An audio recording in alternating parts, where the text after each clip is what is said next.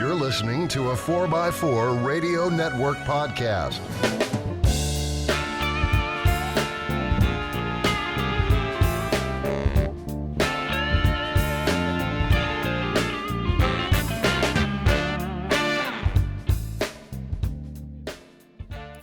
Hey folks, welcome to episode 112 of On the Trail with Kevin and Scott. I'm Kevin, the engineer, the guy who reads the instructions, uses the right tools, and most often follows those instructions unless I have a secret plan in mind. And across from me is... I'm Scott. I'm the slapstick parts guy that takes out the instructions, looks at them and goes, "Parlez-vous français?" because I can't read it. That's all I know, guys. I really don't know French or Italian, whatever that was. And I am on, I don't use it. Actually, I can say I do use a torque wrench now because Kevin got me one in a manner of speaking. Mm-hmm. And while I will sit here and again screw up the intro, I will also tell you all that I'm just here to make Kevin laugh and try to record the first part of the show for 8 minutes. And every time he tries to say something, I'd make a noise or go, or whatever, just to make him stop. So while we will share what worked with us, as well as what didn't. See, I can screw up too. Well, we will share what worked for us as well as what didn't. Probably more important when it doesn't work. Mm-hmm. Well, always remember to... it's really up to you. This is off the rails. To do your own research, please. Yes, read the instructions. And of course, follow those instructions. The manufacturers do a lot of work to write those instructions, in most cases. I've got a few of them where they were done by some illiterate individual in some foreign language with a bad translator chip in their, Google Translate. Google Translator. But in all cases, it's usually got some worthwhile information in there. Mm-hmm. So follow them. That's probably the best idea. Sorry, guys, but it's been a long week. But on that note, though, we hope you enjoyed the vintage Kevin and Scott, the show. Hopefully you watched the video. The audio is okay. Mm-hmm. It's interesting. Thought it was a great trip regardless. But the video shows some things that make the audio a whole lot funnier. Yes. I will admit that my wife and I sat here watching the video because she's like, I don't think I ever saw that one. And so I pulled up the section of going on Pine Tree Trail, in the off-camber section, and she was laughing hysterically, and I realized that silence is sometimes the funniest thing, particularly when it's Scott, who normally spends all of his time trying to inject humor. Oh, yes. Usually biting, cutting, or otherwise disrupting my chain of thought. And he just gets quieter and starts answering. As the grip first gets off tighter. So, Scott, how you doing? Okay. Well, hey, look at that. Isn't that? It get down shorter to where it went from one word to one syllable to one grunt to just didn't say anything. Yeah, what you don't see in this thing is I'm viciously typing or vigorously typing in my last will and testament to send to Dory. I think I'm going to die. It wasn't that bad. No, it wasn't that bad. It was actually fun. We enjoyed it. It was. I do. You admitted when you came out that it was just a tiny, tiny, tiny little bit nerve-wracking. A little bit, yes. Yeah, as we mentioned in the last show, it's always a little more nerve-wracking when you don't have the steering wheel in the hand and the brake and the clutch and the gas pedal under your foot. The ejector seat. Yeah, well, that too. I was on the uphill side, too. I could just open the door and climb out. You had to, I don't know, you Flintstone me like Dina with the ribs. You jumped out, all the weight shift to the side I'm on. So, anywho. Yes. What glorious topic have you decided upon? Well, first off, before we get to a topic, yes, you wanted to give a shout out. Yes, I want to give a shout out to Eugenio. He actually asked us an email question concerning an LJ. And basically what they wanted to know is that, hey, I got a question for you. I've been looking into buying an LJ, and I think I have it down to 2. Mm-hmm. I haven't made my decision yet. It's a 2004 and a 2005, both automatic. Is there any better transmission for each one of these years, or is there any better LJ? Thanks, and keep up the good work. And pretty much I will have to say also, too, a second shout-out to Mike. He enjoys listening to the show, likes the fact we keep it family clean for the most part. And had a couple questions about some other stuff. But again, Solo Yellow TJ, keep up the good work. I love that color. But with that note, though, on Eugenio's question, the first question I'm going to answer is the any better LJ. Nope, you got an LJ. You got the better one already. That's the easiest answer that I can answer because Kevin knows the tough technical alphabet soup numbers about what transmissions. I just know it's a slush box. Yeah, well, all of the LJs, since they came out, in 03?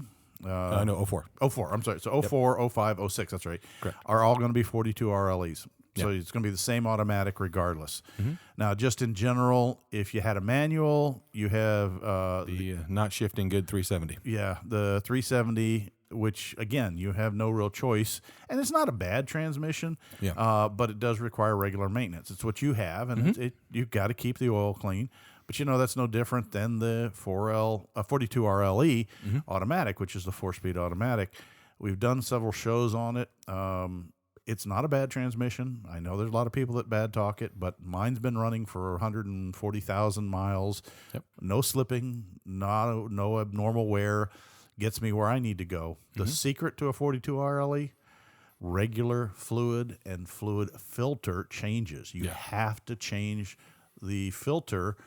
The 42 RLE is a design evolution of the Torque Flight 720, which 727, and those, and they used a felted filter, not a mesh screen, and the felted filter will clog. It does a great job of cleaning and holding contaminants. Everything from little bits of man glitter, the wear particles off the clutches, and then the actual clutch organic materials. But it doesn't drop it in the pan for the most part. So it clogs, and what kills 42 RLEs is quite simply starvation of fluid. They get hot, then they don't work well. They recommend every 60. I do it a little more frequently than that, probably about every 40,000, or anytime I swim the Jeep. Okay, if I come back from one of our events in Georgia where we've crossed the rivers, or, when I'm talking not just getting my tires wet, but I'm talking about having it up to the door sills, where there's even a chance of water getting in there, I will drain and replace. It's cheap insurance. Fluid's cheap. And so I have found great luck with it. Now, there's really no other choice in the automatic world, in the Jeep world. You're going to get a 42 RLE, or you're going to get a 42 RLE if you want automatic. No, there were some that had the 42 LE. Okay. The thing is, it's like the Model T. RLE. That too. You can get whatever color you want as long as it's black. Yeah, well, same thing. If you want an automatic TJ or LJ, it's going to have either a, what do you say, the not shifting good? The NSG 370 or not shifting good 370. But again, that's a bad moniker. One of the things too, now some people did say the 04 did get a bad rep on the valve bodies. I haven't dug enough in that to know. I have heard comments to that, but I have yet to see any hard evidence. The only really thing I see that is universal across all of the TJ platforms and even the JK with the 3.8s is keep it cool. Get an aftermarket transmission cooler if you're really worried about it. Again, that's another cheap insurance. Some have, they set fans on it to, if you're doing low speed crawl to pull air over it. Matt LJ has one tucked under the frame rail with the fan on it. Yeah, and they all have, just keep in mind, there's a double-edged sword to those because you tuck it in the frame rail, and if you swim a lot, you need to have a cutoff switch so the fan doesn't come on and blow, start pumping water and burn the fan out and short it electrically and cause you all kinds of problems. So I don't run that, but I'm not pulling the extra weight of an LJ. I do have a replacement radiator with a good cooler in it that's built in for the automatic, and I make sure, of course, keeping the lines cool. And I have not changed out from the factory fan and fan clutch, which is designed to pull enough air through the radiator to keep everything cool. Right. Having said that, when I'm loading it down, you do see the temperature on the engine go up. And everybody thinks, oh, you're heating up the engine. Actually, I'm not. I'm heating the transmission up, and the transmission's heating the coolant in the radiator up, which the thermostat on the temperature transducer in the coolant sees that as a higher temp. And you had a personal experience with that in your JKU. Yep. To the point he was getting hot oil lights? Yes. Which wasn't hot engine oil. No, it was hot transmission oil. Hot transmission oil. So you've got to keep them cool. He's absolutely right. So if you're going to pull it hard, if you're going to pull a small trailer with it, don't exceed the GVW of the vehicle. Or if you're going to do a lot of slow, hard crawling up hills, over rocks, a lot of that heavy loading of a transmission, a cooler is good. And just think about where you got to put it, because as Matt said, he had some challenges figuring out some real estate. There's not a lot of real estate in a TJ. There's a little tiny bit more in an LJ, but not much. No. So, if you can, it's best in the front of the radiator. But if you can't, frame rail it, tuck it up as high as you can. Just make sure when you put in an underbody cooler that you don't put it tight to the body unless it's what they call a side flow radiator, one that comes in the face and goes out sides. Yeah. Otherwise, you're doing absolutely no good. Yeah, you're just putting hot air into a hot air. Yeah, so you need to have room for air to enter and exit. Yep. So, no, it's pretty neat. Of overall the Jeep transmissions, the AX15 probably is the most Robust. I don't even know if it's term robust, rebuildable. Yeah, well, it's easier to You source can parts. break it and get parts. I mean, it was used. It's, believe it or not, the basic core, which is the center bearing support and the two ends. They're kind of like the new process gears in your transfer case. The guts are the same for almost all of them. They just have a different input shaft and different castings with a 5-bolt pattern, a 6-bolt pattern. Yeah. But you can take the parts out of a 231J and a 231C and a 231D, Dodge, Jeep, Chevy, and intermix all the parts you want, and they all go together. You just have to make the input and the output line up with what you want. Well, the same thing with the AX15. Yeah. It has a lot of monikers. It was used under some of the early Toyota, not real early, but 2000s Toyota pickup trucks as their 5-speed. You can find it in there. And yeah, it looks a little different, but if you take the front half case and the rear half case off, the center section and the gears and the linkages, they're all the same. Yeah, you saw a video about that. Right. And it's funny, after we just rebuilt the one at Mark Lawson's shop, same thing. It was like, holy cats, this looks exactly like what we just did. And it was. I went and checked, and they're the same exact parts numbers. Yeah. And they're all now I'm going to forget. I don't remember. They're all basically a Japanese manufacturer. Yeah, it's like Aisin or something like that. Or Aisin. That's it. That was it. It's an Aisin gear assembly that goes in there. It's just the housings are cast, the front piece and the rear piece, and it's not a 2-piece, it's a 3-piece transmission. So you have a central core, and that's what is critical. Yeah, and the noses and the outputs are cast to go and attach to, a Jeep, or attached to a Toyota, or attached to whoever paid for it. Whoever paid for it, exactly. It's a classic. If it ain't broke, don't fix it. Don't fix it. That's a good one, and parts are readily available, and even when you've done things like eaten synchros and cracked teeth, it's amazing. The parts are replaceable, and they slip right in, and next thing you know, you got a new one. The only thing that is the Achilles heel to those AX15s is that people go, oh, the manual says not to, GL5 takes place of GL4. Oh, yeah, we've talked about that. We talked about that, and it'll eat brass synchros. So again, whatever fluid you decide to use, make sure it's soft metal or yellow metal safe. It's yellow metal safe. It will be labeled yellow metal safe if it does not have additives that, and it's. What the weird thing is, folks, is the chemistry in some of those formulations actually attack, I believe it's the zinc, not the copper. No, it's a copper. It's a copper. Brass? Well, brass is a mixture of tin and copper. Gotcha. Or zinc and copper. Zinc and copper. Bronze is tin and copper. And it takes the copper out of it, which makes it basically fall apart. Yeah. So you have to be careful to make sure it's yellow metal safe is what the phrase is. And I think we looked on, this was several shows ago, we talked about it. I know Royal Purple's one Royal Purple's one of them that specifically lists, and a few of the other better ones. Redline, I believe, is one of them that listed yellow metal safe. I think AMSOIL was AMSOIL.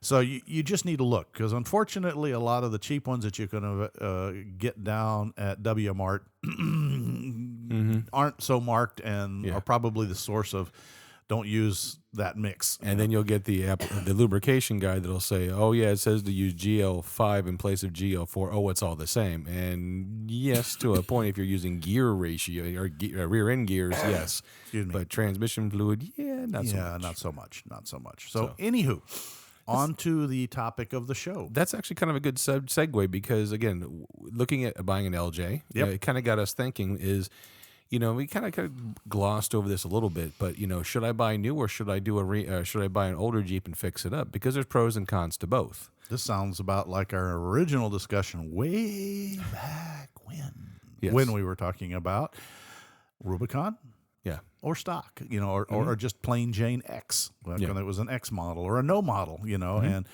do you buy it or do you build it? And you're kind of in that same, it's just a subcategory. Do I buy new or do I buy an older one and fix it up? One of the things I'm going to touch on, because I see this on a lot of posts, especially recently with totaled Jeeps, is some people say, just buy it back and rebuild it. I'm going to touch on this. I may have touched on our previous show, and if I'm covering it again, I do apologize, but it's important. Depending on the state and municipalities and insurance companies, it is inherently it is very hard to insure and make a rebuilt title or salvage title vehicle. One of them you can't. Reconstructed is one thing, salvaged is another. Yeah. And some of them are next to impossible to insure.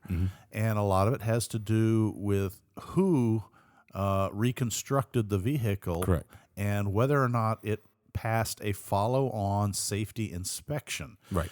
And the problem with Jeeps tends to be that when we, quote-unquote, restore the Jeep, reconstruct it, we don't usually rebuild it to factory specifications, all right?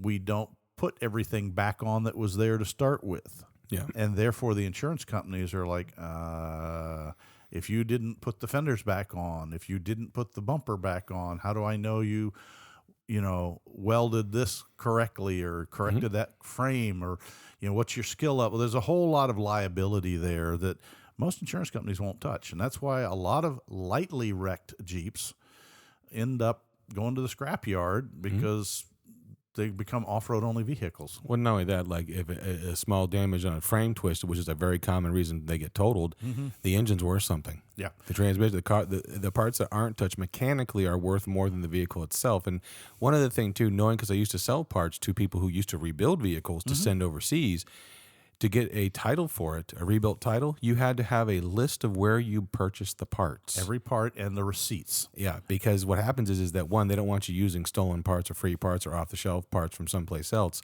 You have to prove where you got them so that they literally have, when you buy an LKQ part, you notice the last 4 digits of that part number, or last 6 digits, is the VIN number production of the vehicle That part came from. So they can backtrack it to see that. And again, stolen parts is a huge business, so they want to make sure it's coming from a reputable supplier and not stolen parts used. Legit. And then a lot of it has to do with the type of total. As Scott said, if it's totaled for monetary reasons only, you can probably fix it and get it back on the road. But if it's totaled because of a frame or structural failure, it's going to be tougher. And if it's the airbags deployed, it's virtually impossible, because that means the inherent safety system has been triggered. And even though anybody from the engineering world can say, well, fine, if you take all of the distorted, damaged components off and replace them properly, it's as good as new. But the number of people that can do that, I can only think of one guy that I know, and I've watched his videos. What he goes through, it's I don't even know how he pronounces it. Vehcor, Vehcor. Okay. Look up his YouTube, and he reconstructs, but he meticulously removes aftermarket components on any vehicle. Now, he's not done Jeep. I think he's done 1 or 2 Jeeps. Right. But he meticulously restores them to OEM spec. Right. Every spot weld is drilled with it properly or ground down to remove. He removes anything damaged, distorted, or bent that is not straightenable with a nominal frame jig type thing, and then recreates every spot weld, seam seals, replaces everything. If it's been modified, he puts it back to stock. And I believe he works in Illinois. He doesn't talk about the inspection process, but there is an inspection, so the vehicle then goes through a safety check. He also uses, for the most part, donor vehicles, of the same make and model for a lot of the parts. And truth is, he puts a lot of effort into it, and he has a waiting list. He doesn't even need to advertise, okay? He's got a waiting list of people who are willing to buy his totaled and reconstructed. But he tells you point blank, he says, these are sold with a reconstructed title in the state of Illinois. Check your state to make sure you can legally bring it in. And that's one of the things, like in Florida, is that a lot of times people say, why'd that car totaled? It's not hit very hard. Coming from the collision center is there are sectioning procedures that, I'll just use the manufacturer, Toyota, for example, They have a sectioning procedure that you have to follow, and like that frame rail goes all the way back so far into the car. Now, if that sectioning procedure, the reason why they don't offer it is because it probably taps into the high strength steel. Correct. They do not want a shop to fiddle with high strength steel. So, Because if you heat it and beat it as the answer, you've destroyed the temper and you no longer have high strength steel. yeah, and you have to use a boron bit because you'll chew on you chew through your other bits. So now this is when things get gray area. Like you talked about, some people have that skill and the ability to do that. Some states will allow that. Some states won't. It varies. So when people say, "Hey, should I get this salvage title or should I get this rebuilt car? Should I rebuild it?" My answer is always, if you want to, if you've done all the research. But remember, you're going to put all that blood, sweat, and tears to a vehicle that is worth a quarter of what it should be. Correct. There are It'll people forever be a reconstructed vehicle. There are people online right now trying to sell rebuilt titled Saharacon LJs, and they want $22,000, and they wonder why everyone's being a jerk and a troll because of them being laughed at. Well, and they said, well, it wasn't wrecked that bad, and they show the picture of it where it was T-boned. I'm like, yeah, that thing's toast. Yeah. You know, so keep in mind, you're never going to recoup your money. No. So back to the original question, which was, do I buy new or do I buy an older vehicle and build it the way I want? And the answer is you have to decide. Yeah. And I hate to do that to you, but this is a choice, because if you're truly going to buy new and leave it alone, if all you want is the end product, all right, I would probably say go ahead and cough up the money, whether they buy once, cry once, and buy the vehicle outfitted. I use myself as an example. My Ford that I use, my pickup truck, my F-250, short bed, what do they call it? Extended cab, not crew cab, 2-wheel drive, but a diesel, a tow package, very unusual. I could build it myself, but I got what I want from the dealer, and it meets my requirements. It's new. It has a warranty, the whole 9 yards. Right. And I bought new. On the other hand, the Jeep, I didn't know what I wanted. I needed to buy the Jeep, drive the Jeep. You were there a couple times. I wheeled the TJ. The last Jeep I drove was a CJ. Well, excuse me, actually it was a Grand Cherokee, Right. like a 94 Grand. And then before that was a CJ5 bouncing through Washington, D.C. and suburbia. Right. And then a lot of the construction sites. So I really had no wheel feel, for lack of a better term, of what a TJ was going to be like. Coil springs in a Jeep. Even the Grand Cherokee had leaves in the rear and coils up front. Well, no, I guess it was 4-coil all the way around. But so I wanted to go and learn, test it. I had been out and played around with, friends' TJs and rode with people. In my case, I knew I wanted to build, but the build is part of the fun for some of us, okay? Right. And then building a unique vehicle that really doesn't exist anywhere. But just like Scott said, now selling, should I ever have to sell or want to sell slightly altered, I can never expect to recoup the costs that went into that. Yeah. But that's okay with me. It's what's called a sunk cost or a lost cost. Yeah. So if you don't know exactly what you want and you want to try, this is what this whole show's about is, do your research. Go ride with friends, test out, see what things work on their Jeeps, what combinations.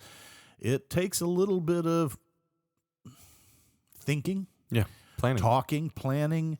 It's better to do 100 bench builds. If you know what that term means, sitting there at a bar stool next to a bench or, on top of your toolbox, bench build 100 Jeeps for nothing except your time. Yeah. Before you put your hard money and tools into one. And that's another thing to think about. One of Dory's friends, she wanted to purchase a TJ. Yep. And, because again, she knows about the LJ and all that kind of stuff, and she wants the cool, rugged Jeep. And she was showing Dory all the cool bumpers that she liked and all the cool steps and all this stuff. And Dory kind of had to burst the bubble saying, that's not available for your Jeep. Well, what do you mean? Well, because you bought an older 2006. They don't make that stuff for your Jeep. And, she hadn't purchased it yet, but she was thinking about buying Solar Yellow, right, as a callback. But the problem is that they didn't offer any of the parts that she wanted. So cheaper to do a bench build. So if the parts availability, if you want the newest, neatest part, maybe a newer Jeep might be your availability because some of Maybe them buying a base model of a new Jeep and fitting it out. or used. Or used, yeah. That's one of the things you have to realize is there's a gray zone in the Jeep world right now, and it's with any vehicle that has history. You'll find that there's this gray zone in the middle. All the new stuff, all the parts manufacturers out there going flat out, Yeah, making absolutely. parts for the Gladiators, And for the the JLs. JLs, and they're already starting to taper off the JK, Yeah. you know. The TJs at the moment, they're still a reasonable, but it's far skinnier than when I bought my TJ. Parts availability. The YJs are almost impossible to find any serious true parts for. Yeah. You're hunting for used parts and new old stock. CJs are starting though to now become classics. So you So the have restoration parts. You know, what is it? Don Juan Jeep bodies are being produced, and there's restorations kicking in, and I'm trying to remember the big company that does all the Crown. Crown and that now have divisions that are, you know, having parts made for those vehicles. And of course the Willys, you can now get restoration. There's actually a whole parts organization out there just for the Willys Jeep and that kind of stuff. So that gray area in the middle, and the TJ is moving deeper into the gray every year that goes by. And it's going to be a little while before it moves into that classical area. Yeah. So, you know, if you're talking about building your own Jeep, it's a wonderful thing, but just make sure the platform you choose can still be built without having to do all your own fabricating. And that's one of the best parts about the TJ is like the armored bumper that I have on there now, brand new, is $400. The armored bumper for Dory, the real nice big heavy duty one, is $1,500. Yeah, well, that's true. The parts that are still available are getting real cheap because they're selling off stock. Exactly. Now, there's some companies out there. Obviously, here's the wild thing about it: grab a TJ or a YJ, and if you want axles, well, they're all built one at a time. Yeah. Okay, the Danas and the different companies that build axles, so you can still get a whole axle for a YJ. Yes. Okay, you can get one for a TJ, no problem. Bumpers, less so, but they're common body size, so you might be able to buy something in the TJ, YJ, CJ realm and make it fit. Yeah. Okay. Now you're taking work on yourself and the risk of is it going to work right, but it's still fabrication. Yeah. But a lot of kits out there, what is it? JCR Off-Road, they sell you kits, for lack of a better thing. You know, it's parts that you weld together. Well, they still, since it's plasma cut on a table to order and then put in a box, we still got a file for a YJ. Yeah. Let me go over here and let's find the floppy disk and see if I can convert it and put it, you know. Wow. So, well, that's my point. There's people out there going, floppy disk. Yeah. Well, you know, a little Viagra will help and make it a hard disk. Okay. Family show. Santa's is. little helper. But regardless, that's one of the challenges you do have to realize. Yeah. So I would say right now, excuse me. How do you spell that? Yeah. C-O-U-G-H. Yeah. If you want to build one and buy a used one, JKUs are still, at the time of this recording, you know, parts availability is still pretty good. Yeah. So you can buy one of those relatively inexpensive. Well, plus there are also like 500,000 of the JK produced. This is true. Yeah. Just stick to the later 3.6 rather than the 3.8s. There's nothing wrong with the 3.8 if you know what you're getting into. If you know what you're getting into, I agree. But that's what I'm saying. Re-gear is the option. Yeah. Or re-axle if you have more money and want the beef. Well, yeah. But so, you know, It your boils down to- choice. You know, if you can buy what you want, it does come with a warranty, but it comes with a price tag.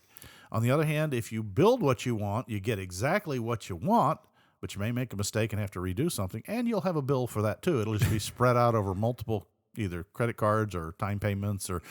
Well, I will. We covered it a couple shows back about, you know, what does trail rated mean, If your intention is to go out there and hit mud holes and go crazy and go rock bouncing, Build it. you're probably better off buying a TJ or an older JK and realize that you're not going to have a warranty because your warranty is going to do no good if you take the thing over a 50-foot ravine full throttle going yeehaw with the Duke Boys playing in the background.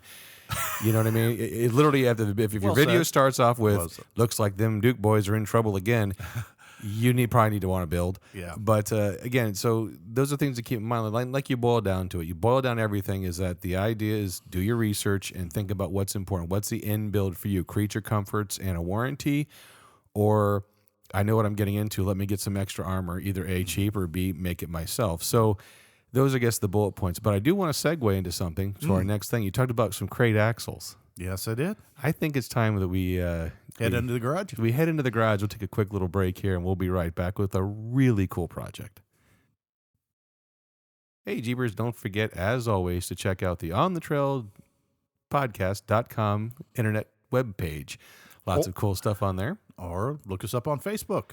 On the Trail Podcast, Instagrams, Facebooks, and more importantly than that, Patreon.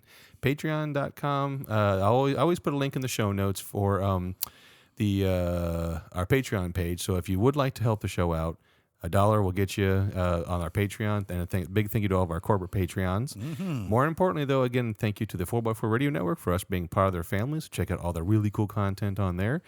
And with that, I'm going to turn it on over to Kevin.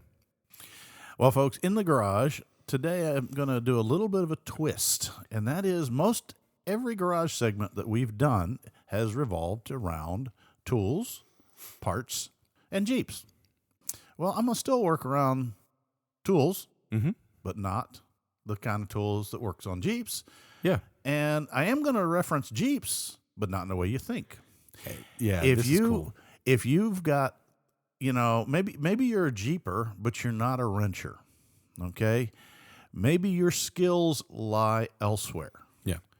but that doesn't mean that you can't still be creative in the Jeep arena. And that's where we're going to go today in the garage. Because the last couple of weeks, my garage, the Jeep was actually pulled out of the garage. The tool drawers, except for a 13 millimeter, i.e. half-inch socket, was the only mechanics tool that I used.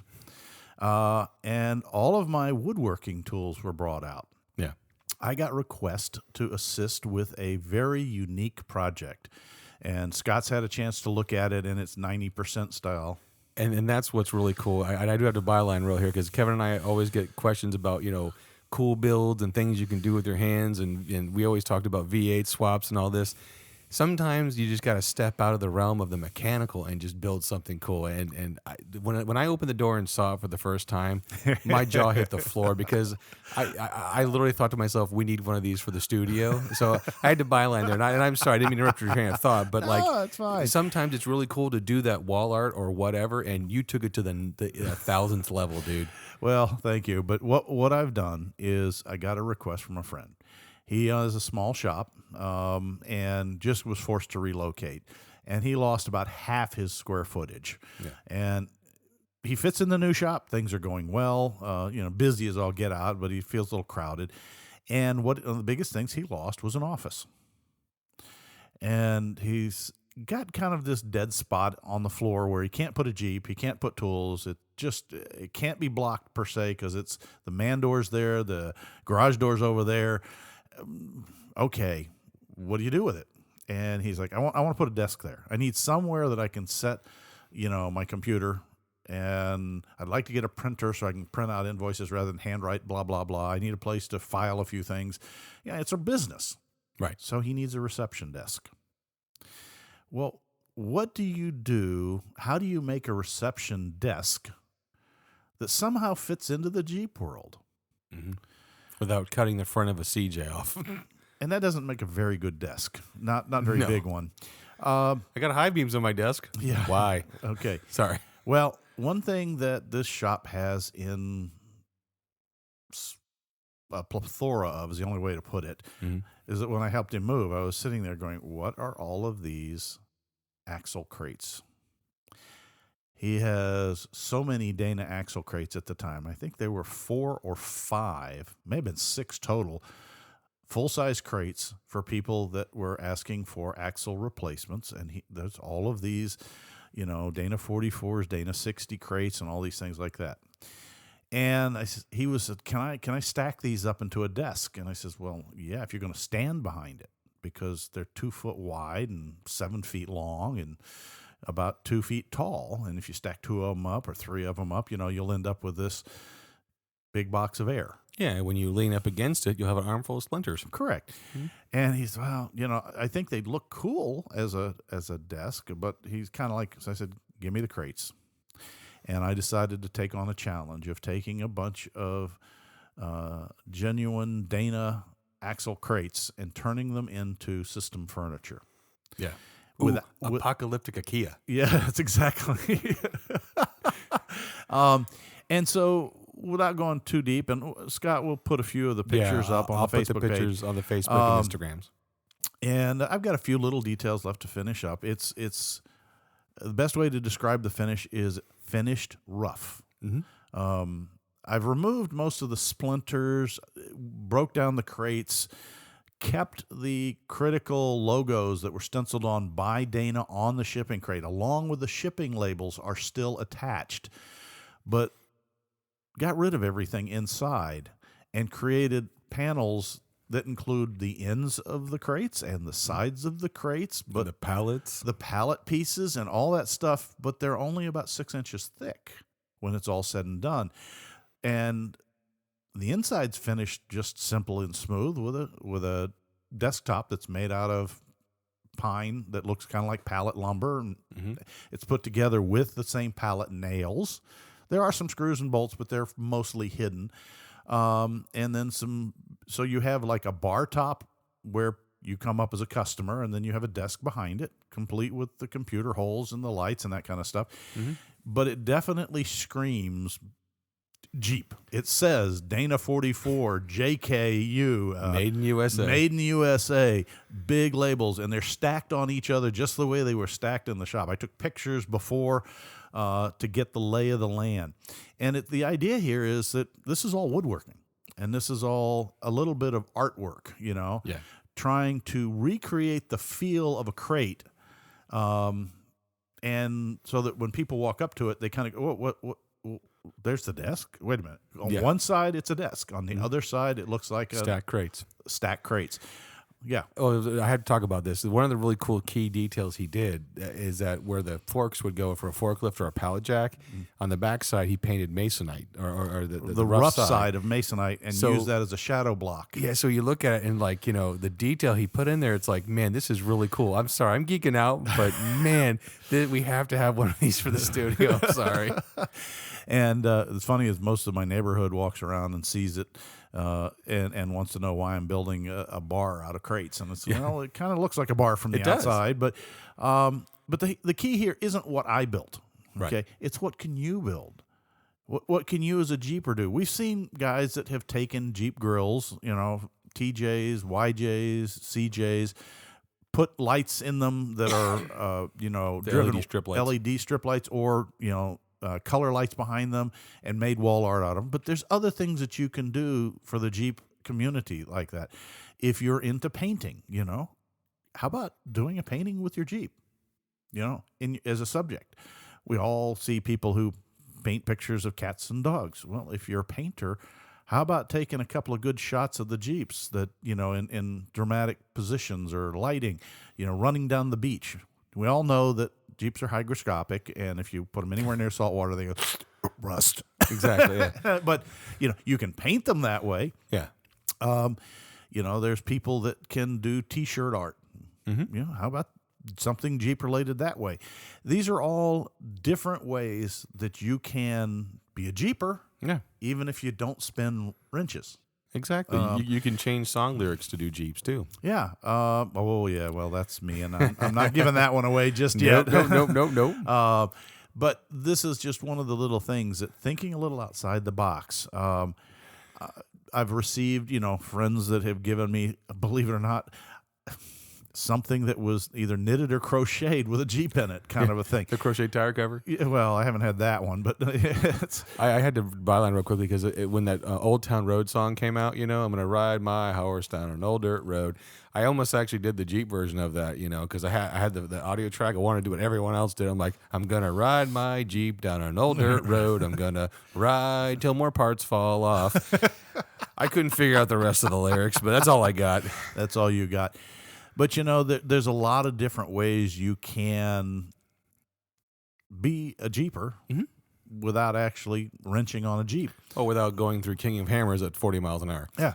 I mean, I've seen some awesome people bake cakes that are Jeep sides, Jeep 3-dimensionals, Jeep, and it's not just sticking one of the little, corgi toys on top of a cake. Yeah. I mean, I think the best one I saw was a very large display.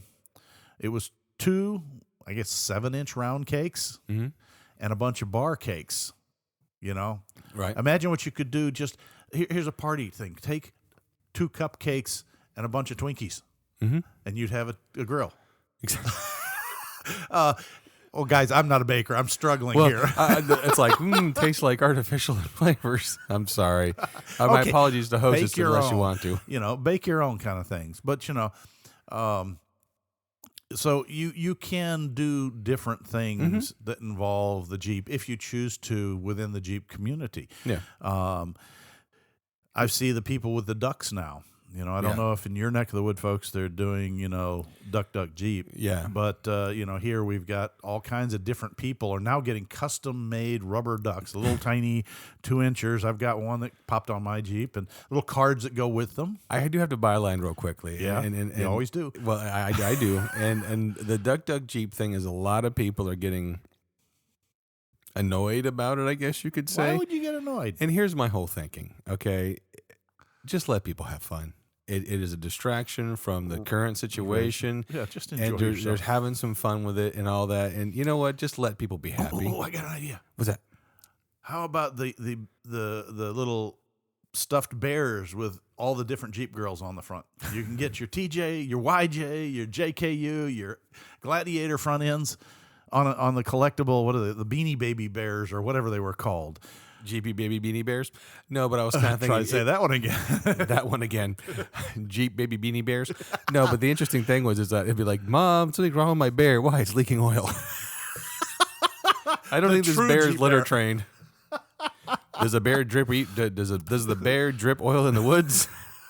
He drips anywhere he wants. Yeah, moving on from that subject. Oil So smells anyway, like berries. The key here is just the thought process. Have some fun with it. Have some fun with being a Jeeper. Yeah. Okay? It is a lot of fun. Everybody strives for the perfect Jeep picture, that pose with the wheels slightly turned into the sunset, climbing the mountain. Yeah, but how about the one where the person just did a face plant in the slippery mud while they were trying to hook their tow rope up? There's one on Florida Trail Stompers Yeah. where the person tried to help the person out of the mud, and they're literally sitting in the mud. They're like, yeah, guess who's sitting on the bumper on the way home? If you're a photographer, tell me you can't have fun with that. Just have fun with it.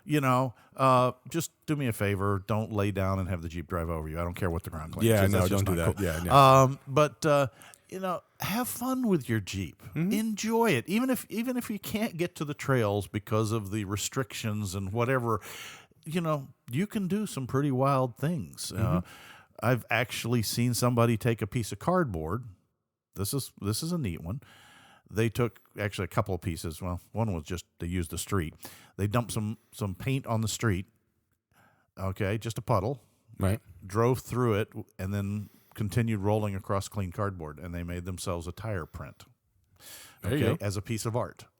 And actually, I was looking at it going, that's kind of strange. And then I realized I saw it later when they had cleaned it, framed it, and matted it and hung it on the wall. And I was like, that's actually pretty cool.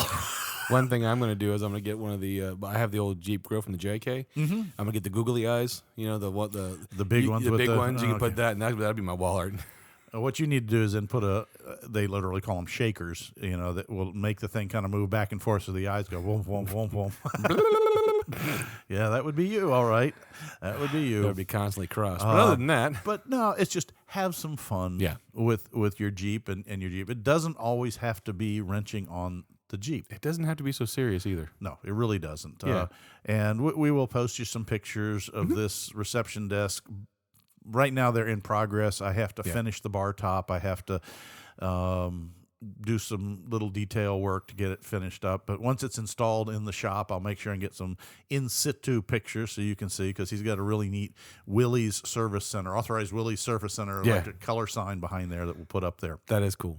So, anywho, so that's a different in the garage segment. Yeah, it's kind of cool. Yeah, you can play with Jeeps in different ways. You know, they really can. Heck, And go find a vintage Stomper Jeep and play with the kids. well, that's That's actually what me and my brother-in-law Zach were talking about exactly. No, we about people are buying like vintage toys they grew up with, and then mom was buying the vintage Barbie houses and the Barbie dolls, and say, hey, this is what I played when I was your age, and kids are like, these are really cool, so much better than we have now. Same thing with GI Joe figures and He-Man figures and all that. So me and Zach were talking about Stompers, the old Stomper pickup trucks and cars, and he had one that was a Jeep with a 50 cal on it, and my nephew, he's like, that's really cool. You guys had that kind of stuff? I'm like, yeah, we did. So now all of a sudden, I think he's going to go buy some vintage Stompers. And I don't even know what those are. I'm sorry. That was between mine. Our audience is all going, oh, I had the big rig. Oh, I had this one. Because it was fun. And so they're bringing that forward. So you can find vintage Stompers with Jeeps. They're out there, Okay. Lots of vintage toys and cool stuff. I'm byline, but there's other ways you can have fun being a Jeeper that doesn't, like you said, mean being out in the garage covered in grease. Yeah, it really doesn't. That in itself is fun for me, but it may not be fun for you. I have no problem. And our friend Ron at his shop, we swung by there today for a few minutes, and he knows me better than that. He goes, oh, we have an electrical problem over here. We can't. Scott goes, oh, no. And it's funny, too. I got annoyed. The guy made a Noid light with a test light. That was kind of really interesting. We're going to have to bring that up on the garage segment next time. Well, I can bring the Noid lights in here, but, it's just... Exactly. For those that don't know, Noid lights are little LED lights that have connectors on them based on the standard injector connectors in most popular vehicles. And when you think you have a bad fuel injector, you can plug the Noid light in, start the car. It'll run on 5 if it's got 6, or 7 if it's got 8, roughly on 3 if it has 4. And if the little Noid light's going blink, blink, blink, blink, blink, but the injector is not firing, it's probably a bad injector. But otherwise, it's just a Noid light. Yeah, it's a way to test it. It's a way you test a system. And I have a set of them, and it's like, different connectors for different ones. And he had a bad injector, and it sounds like that, no, he doesn't have a bad injector. He has a bad PCM. Yep. And so we said, well, you can call up our friend at WranglerFix.com and talk it through him. And well, it'll be an easy phone call. You'll be fine. Yeah, you'll be fine. So that's kind of life in the garage right now. No grease, just a lot of sawdust, and that's the reason I'm hacking a little bit. Was some of us should be wearing a dust mask, and I hate them. They're hot. It's Florida. We wear a face diaper all the other times. This time I'm not wearing one. Yeah, so I inhaled my fair share of pine dust and old warehouse dust from the shipping crates. Exactly. That was the wildest thing, folks. I will tell you. I've built furniture most of my life as a hobby. A lot of the pieces in the house here are stuff that my wife and I designed and I built, and that's kind of neat. But this whole process of building rough, what they call finished rough, is not about ramshackle. It's about pieces are dimensionally correct as a whole, but the individual pieces are pretty much the ragged, hacked off pieces from the crate manufacturer, and so it's a whole new venue of construction for me, is to try and make this thing, okay, it's 6 foot by 8 foot is the 2 L's, but no one piece is actually 6 foot or 8 foot. It's the average of all of them is that way. So when you were to like push it up against a wall, and then if you had to slide it in a 6 foot hole, it would slide in perfectly. And not lose the authenticness of the crate. You don't straighten out crooked boards. You leave them crooked and adjust the design to compensate for it, and still end up with a flat countertop that you can sign a check and write an estimate on, and a desk in the inside that Computer will sit on, and your pen won't roll your off the pen floor. won't roll on the floor. Yeah. And for me, that's been an interesting new experience because I'm very much used to taking rough lumber and running it through a surfacer, a planer, a joiner, and cleaning it up, and making pieces that are fine art furniture. And I'm not saying that I'm that good at it, but I enjoy playing at it. Yeah. This one was all about don't change any of the roughness, other than what did you say? I was going to go into this. Okay. You kept it perfect. You basically made the facade of the crates in a way, but you Imagineered it, like Disney's Imagineered, to be functional, built like a tank, aka the apocalyptic IKEA. Yeah.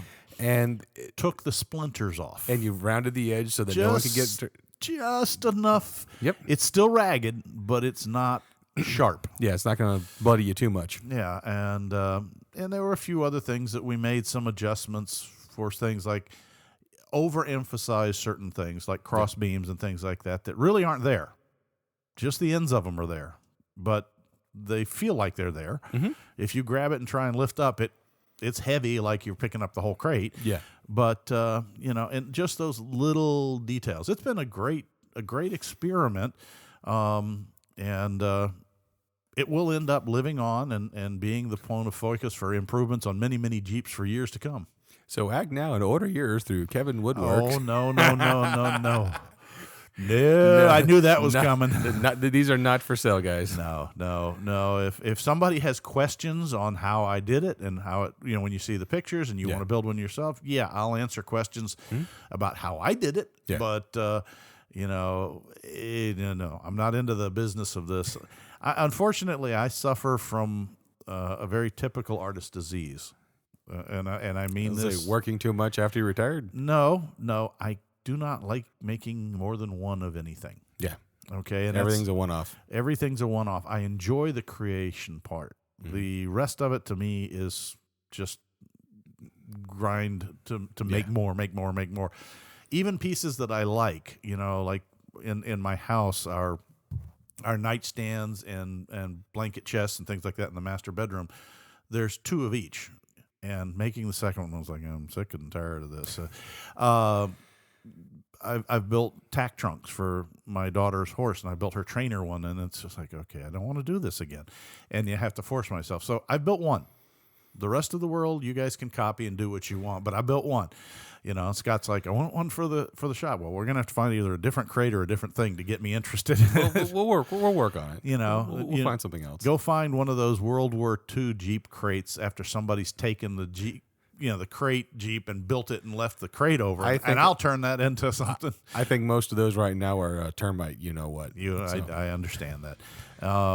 And I'm going to have to, though, talk to some of our local, down here where we are in Florida nearby, there's some tremendous pallet manufacturing and recycling facilities. Mm-hmm. And I may be able to find some raw stock and create some of our own.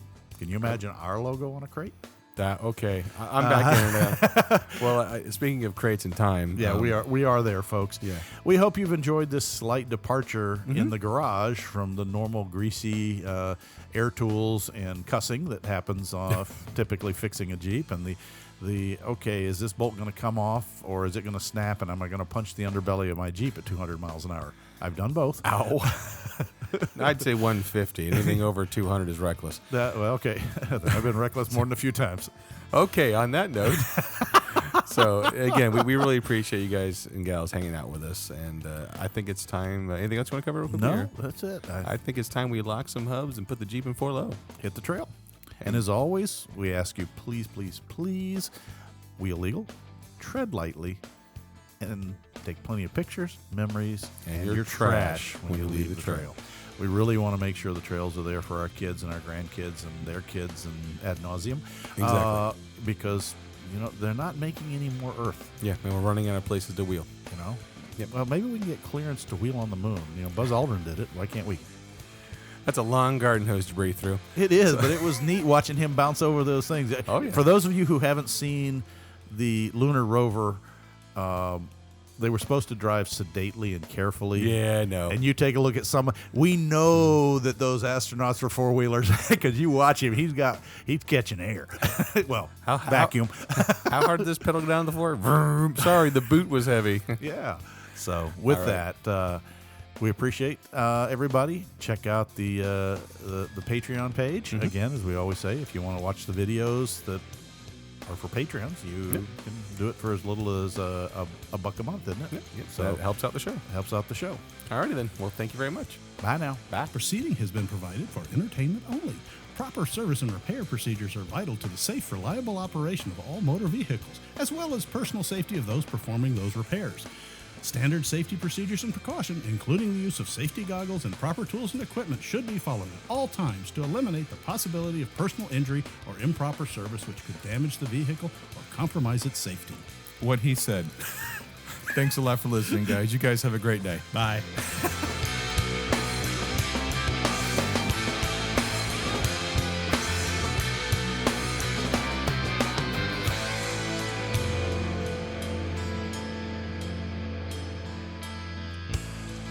This has been a Bent Axle Media production.